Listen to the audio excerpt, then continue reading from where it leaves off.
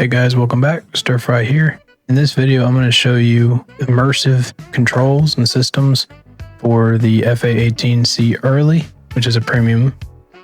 For those of you who are okay spending $79.99 on an aircraft at a high tier and just want to jump straight into the simulation action, I'm going to show you how to do it immersively. Now, what does he mean by immersive? Well, let me show you. I'll hold Alt-Z, boom. So my HUD is completely gone. That includes the gamer tags of friendly and hostile aircraft when I am nearby them. And that makes me fully reliant on everything that I have in my cockpit to give me the information that I need to fly and form combat with this aircraft. So I set out to find what information can I get from the cockpit and from the HUD that I get from having the standard HUD up. And as you can see, I've opted out of having the scoreboard at the top anyway, regardless of if I'm flying immersive or not. But if we look at the top left, we have throttle. Obviously, that's going to be indicated here. I can see what I've got. I also can see it with my HOTAS in real life, so it doesn't really matter there. But the main thing is speed. I have it set to knots. You'll see speed and knots. And for the FA-18, there's a triangle, there's a rectangle up in the top left of my HUD. That is going to indicate airspeed. And once I take off, you'll see what I'm talking about.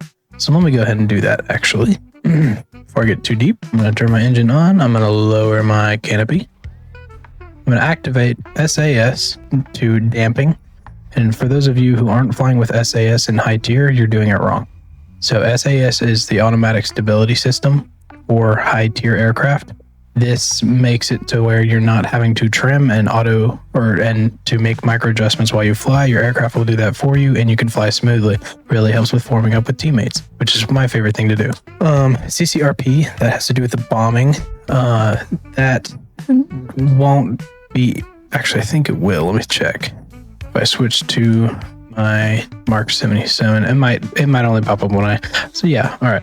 There's a few things that are indicated by me being off the ground. So let me go ahead and get off the ground here. Just kind of proceed. And then I'll show you everything that we can get into with the HUD off and the very few things that we actually have to have the HUD on, or at least have the HUD on in order to use certain systems such as the targeting pod. But I actually think I have a workaround for that, and I'm going to see if I can't figure it out by the end of this video. But all right, so we look at the top left. I'm at 320 knots. I'm going to try to pull back on my throttle, kind of maintain an airspeed in that. So I guess it's not in knots because I'm getting 314 knots on my speed, but that is indicated in another measurement. So it's 288. It's still my airspeed, but I guess it's being measured by probably miles per hour. So anyway, that's your airspeed right there, top left of the HUD. There it is. So CCIP basically is your bombing mode. I'm sure that's for, I'm sure you've looked that up in other videos to kind of figure out how to work your bombs. So you'll understand how that works anyway. All right. When you're switching your weapons, because I know some people will use the visual weapon selector or require this little text at the bottom to see as I shift through, you'll see it changes at the bottom left. But in my HUD, you'll see it also changes. So 9L, obviously, that's your aim 9 Lima. And then there's the quantity to the right of how many you have. So you actually don't need to look at the top left anymore for that. And then you'll see MAVF over to the right of my HUD and with a cross through it. That cross essentially indicates it's not ready to fire, but it's selected. As well as if I change my displays, I can change my right one. And those are all keybinds you can figure out. And I switch my weapons to there. You'll see if I switch my weapons, it toggles through each one on there. So that's another visual indicator that you can use to determine what weapon is selected and which one is ready to fire. All right. A lot of people, of course, they're referencing their radar over to the right side of my screen. That is standard for all aircraft in this tier or any aircraft that have those systems on them.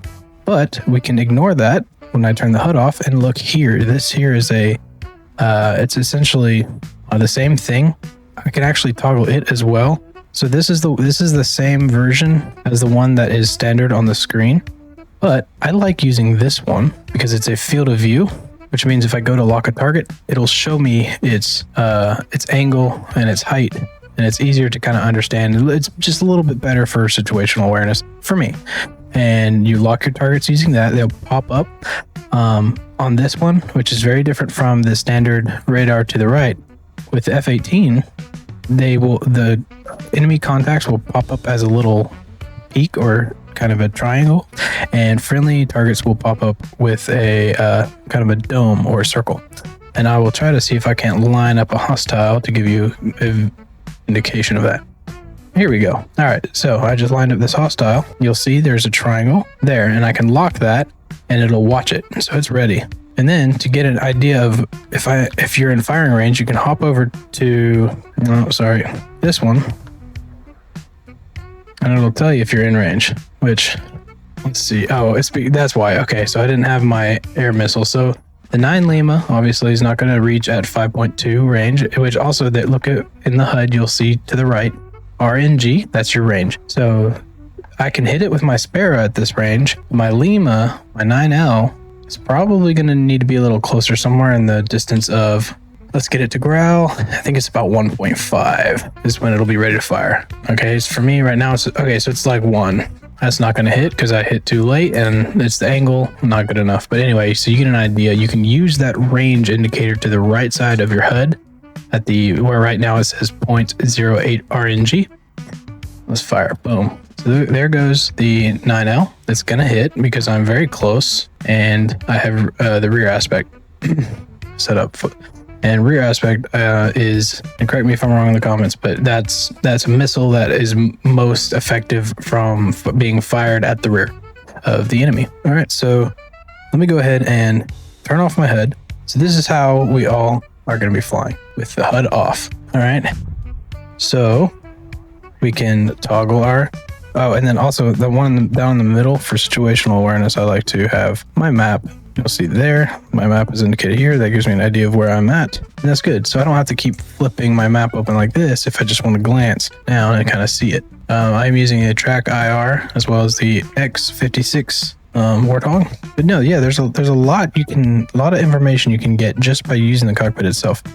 Obviously, for example, if I want to lower my gear, let me lower some of my airspeed. You can see the gear gets toggled there whenever I flick it. All right, let's see, what else can I find? What other pieces of information? Oh, air brake. You can, you normally get the notification that it's on or off whenever you look at the bottom left. It says air brake extended, air brake retracted. But luckily in the F-18, it'll tell you what the hell you're doing. All right, if your air brake's on, it's going to tell you air brake on, air brake on. Let's see.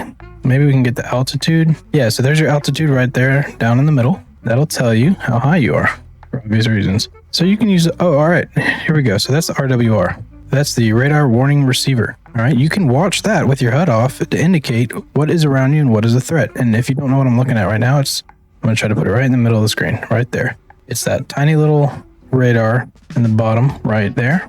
Okay, and I know some people try to rely on there's a little indicator in the bottom that will tell you when it's safe to pull your gear. Well, general knowledge of the F-18 is anything typically below 200 miles per hour or 200 or 180 knots is typically where I like to put my gear down. It's safe. It's a good airspeed for landing. And even somewhere in the range of 150 knots is a safe speed for landing. So you don't even have to worry about your gear popping off if you're trying to come in for a landing at that speed. All right. And that's what I'm going to do here. I'm in immersive, which is what I call it, immersive gameplay. So I don't have all these flashy HUD elements all over my screen. I can just look at what's in my aircraft to get all of the situational awareness that I need and all the information that I need. And well, if you're worried about PID of friendlies, that's what this is for right here. This will tell you what you're looking at. If you get a little dome icon, which is different. So there's triangles. Little yellow triangles, those are hostiles. The little yellow domes are friendlies. All right, let me pull my gear so I can see if my gear is up, gear down, gear is down. I have my air brake on so I can come up with that because I don't need it while I come in for this landing. Peek over my head here, come up on my airspeed a little bit because I'm actually falling way behind. See, I'm watching that 134 up in the top left of my HUD to get an idea of my airspeed. And then I can just cut my throttle. Turn it down nice and easy. Okay. Now I came in a lot slower than I normally do, which is why I wasn't able to totally aim at where I was on the runway, but I landed fine. And all of that can be used watching this. Obviously, you also have your landing information there, which I haven't totally learned how to use it all yet, but you know, I don't know how to fly an F-18 in real life, so I'm still figuring it all out. But these are all things that I've just figured out that are good for situational awareness if you want to fly with less distractions. It's also good for making cool videos, which is what I do on this channel. So this is what I'm going to start to do. Any cockpit simulation you see me fly with in my videos, it's now going to be full immersion. There's not going to be any HUD in the way, so everything will look really nice. And I like flying this way. I really, really prefer it. And it's all there. The developers modeled everything into the aircraft for situational awareness, so you can totally use it. And it works. So I'm not missing out on any information except for the AGM. And I'm going to show you that now. This is the only thing that we're missing out of this system. So I'm going to take off, and I hope they fix this soon. But I'll show you. If I take off here, I'm going to switch to my Maverick. Hang on, let me get off the ground.